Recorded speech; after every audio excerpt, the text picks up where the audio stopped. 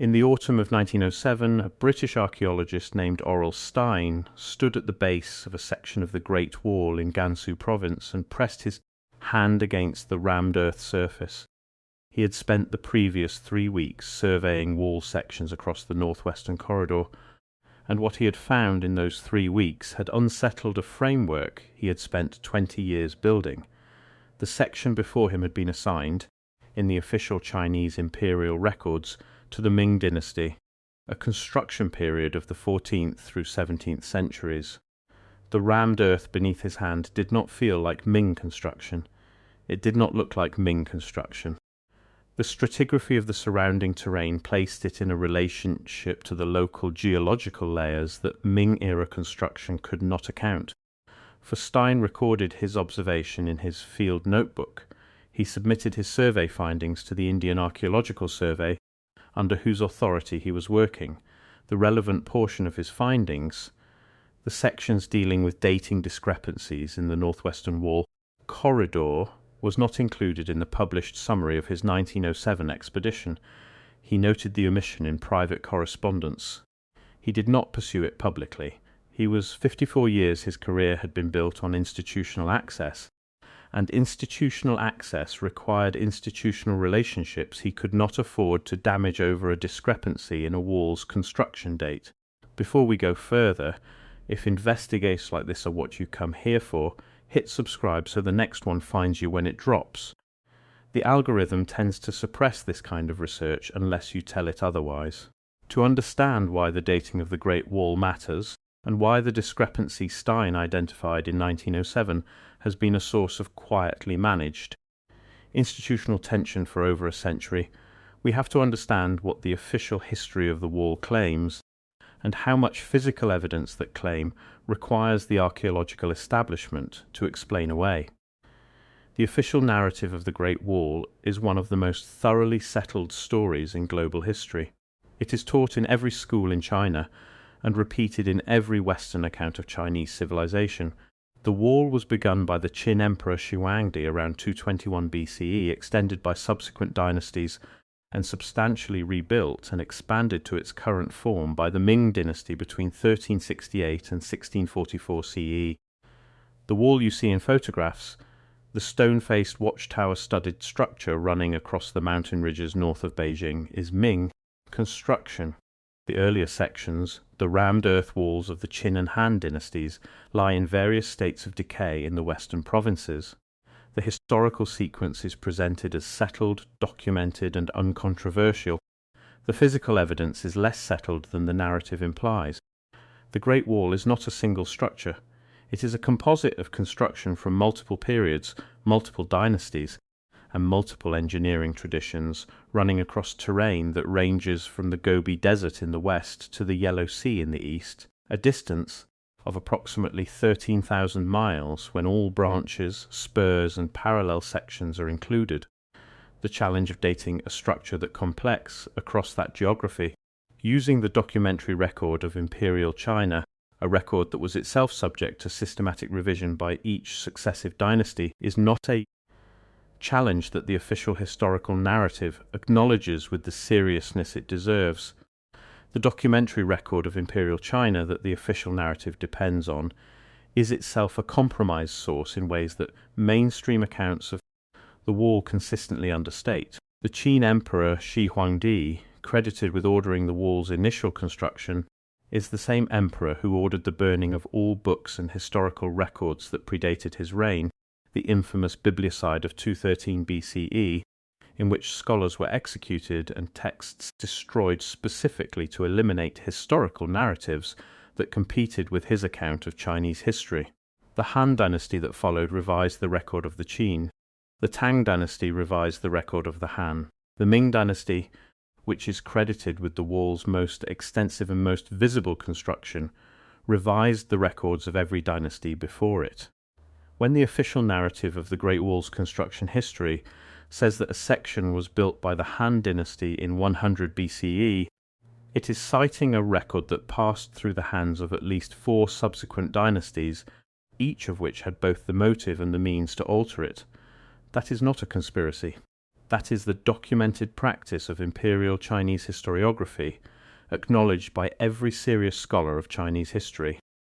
It is also the reason that physical dating of the wall, dating that would produce evidence independent of the documentary record, matters more for the Great Wall than for almost any other ancient structure on Earth. William Edgar Gile was an American geographer and traveller who became, in 1908, the first Westerner documented to have walked the entire length of the Great Wall from east to west. His account of that journey, published in 1909 under the title The Great Wall of China, contains observations that the subsequent academic literature on the wall has consistently declined to engage. Gile describes at multiple points along his route sections of wall whose construction materials, jointing techniques, and foundation characteristics are inconsistent with the dynasty to which the Chinese imperial records assign them. He describes one section in Shanxi province, officially recorded as Han Dynasty construction, whose stone facing bears tool marks he describes as inconsistent with Han-era stoneworking methods. He describes sections in Gansu that official records assign to the Ming, but that show weathering patterns suggesting considerably greater antiquity.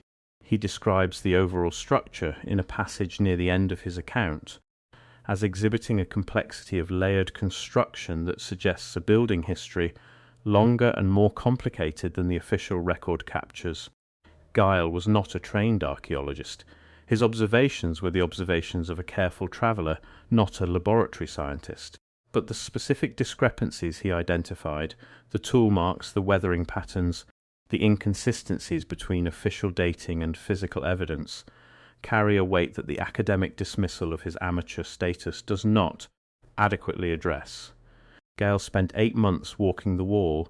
He examined sections that no Western researcher had examined before him, and that very few have examined since. His account contains descriptions specific enough that a trained archaeologist reading them today would recognize the phenomena he was describing and understand their significance.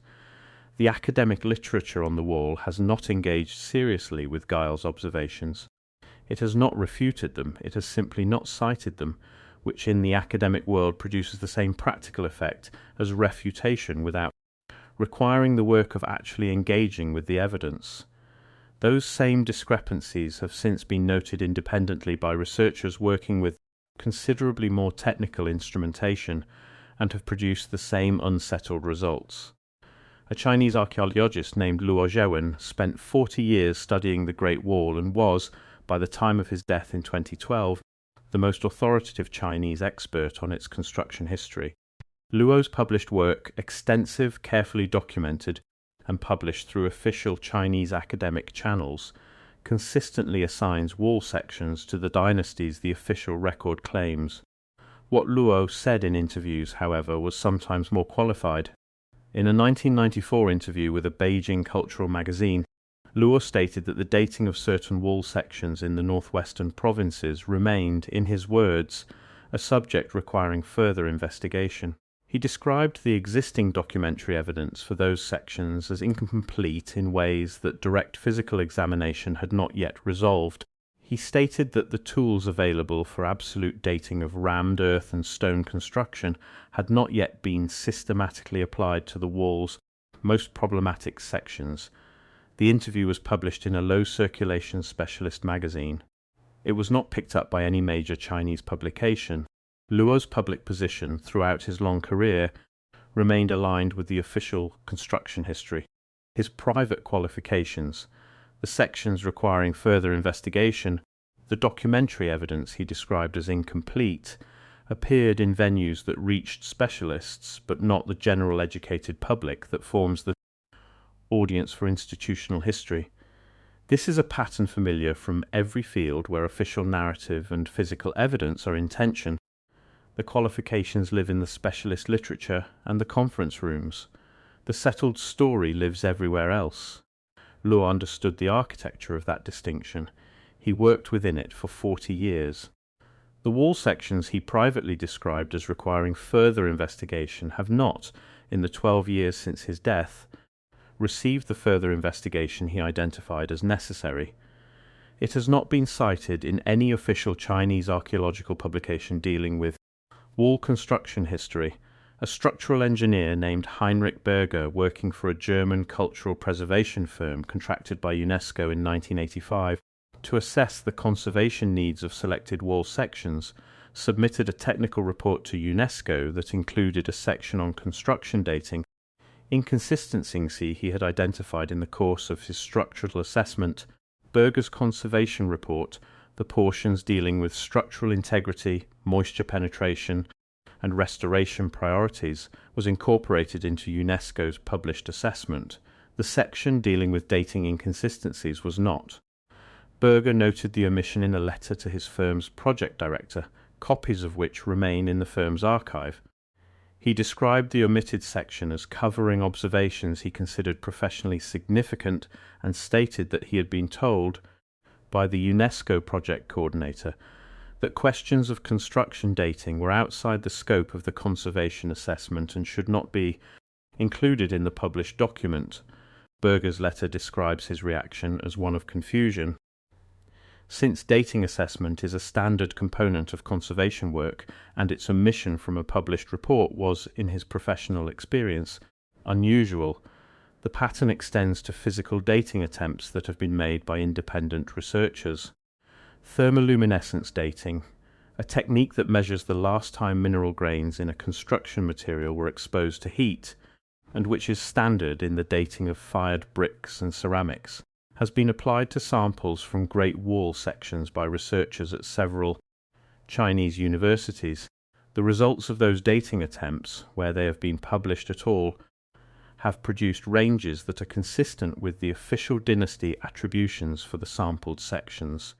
What has not been published, and what several researchers working in this area have noted in conference presentations, if not in formal publications, is the number of samples that produced ranges inconsistent with official attributions and were therefore classified as contaminated or anomalous and excluded from the final analysis. In any dating study, some samples are excluded as anomalous.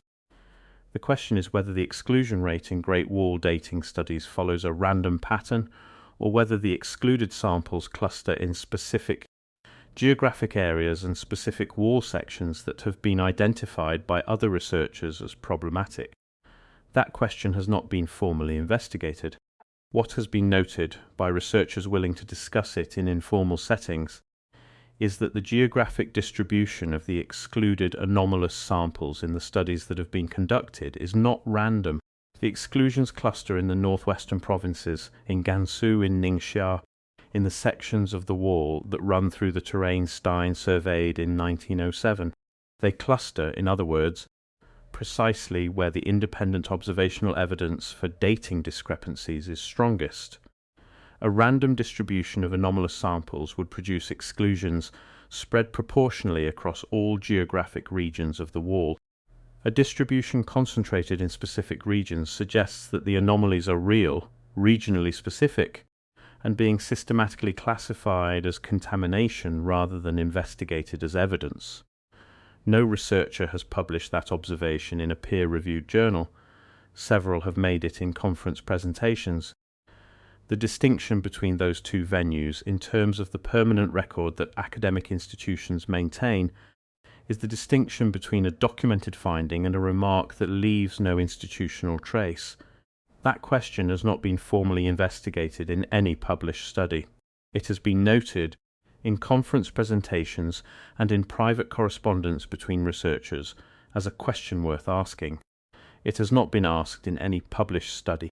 China's State Administration of Cultural Heritage, which governs archaeological work on the wall and all other protected historical sites in China, has never publicly explained why systematic absolute dating of Great Wall sections has not been conducted using the full range of currently available techniques. It has never explained why the sections of the wall in the northwestern provinces, the sections identified by Stein in 1907, by Geil in 1908, and by subsequent researchers as exhibiting physical characteristics inconsistent with their official dynasty attributions, have not been the subject of a formal published dating study using thermoluminescence, optically stimulated luminescence, or radiocarbon methods applied to organic inclusions in the rammed Earth.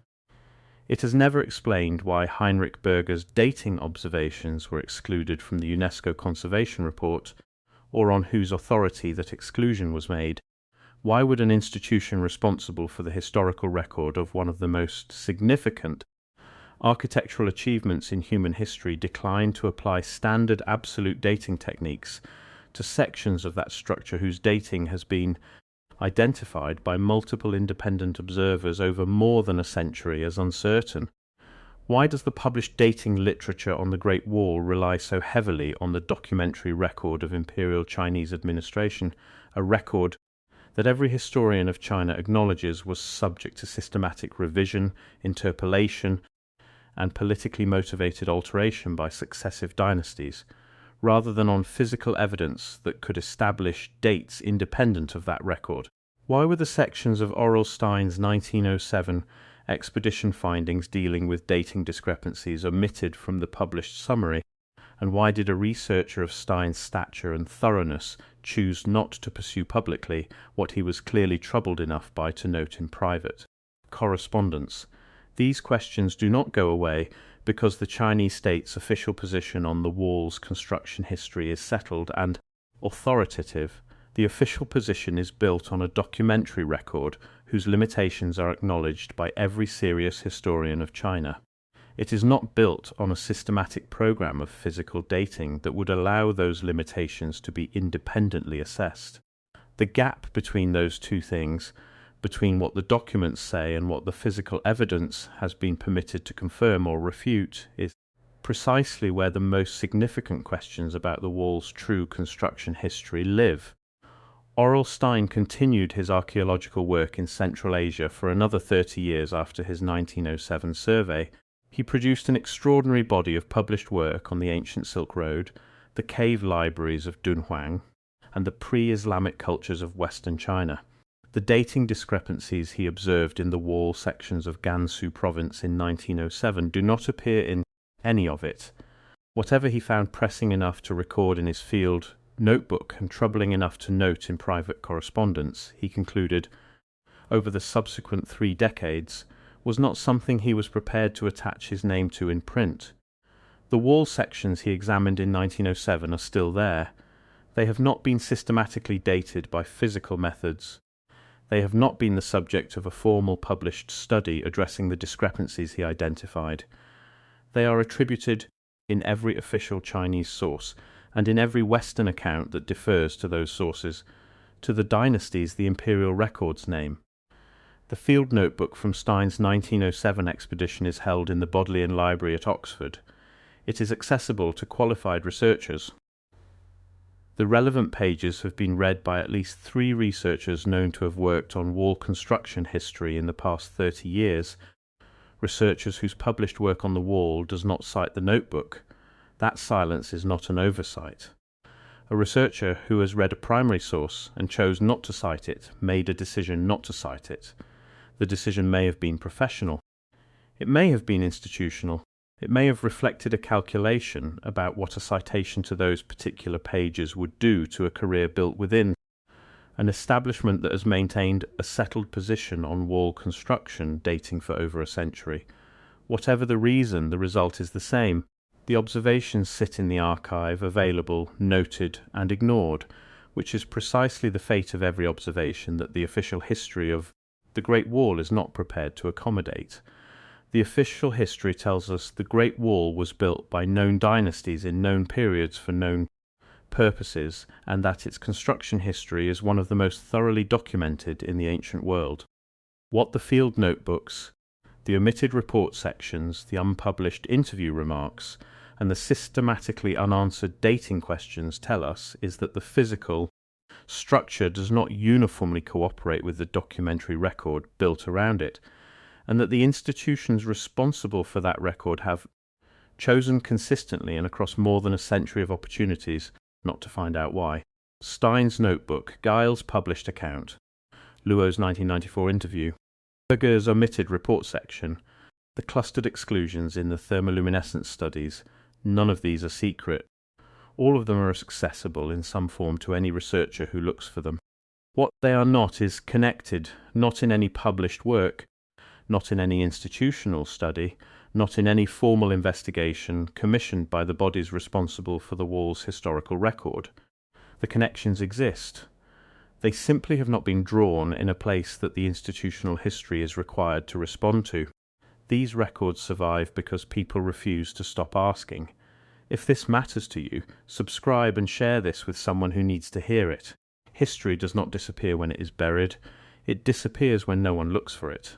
Next week, I am pulling a thread that connects the dating discrepancies in the Great Wall's northwestern sections to a series of pre-dynastic Chinese structures identified by independent researchers between 1990 and 2010, whose construction dates, established by physical methods, predate the earliest period of recorded Chinese imperial history. By margins, the official archaeological establishment has declined to formally address one site, one published dating result, one Chinese university that retracted the paper 6 months after publication without providing a reason.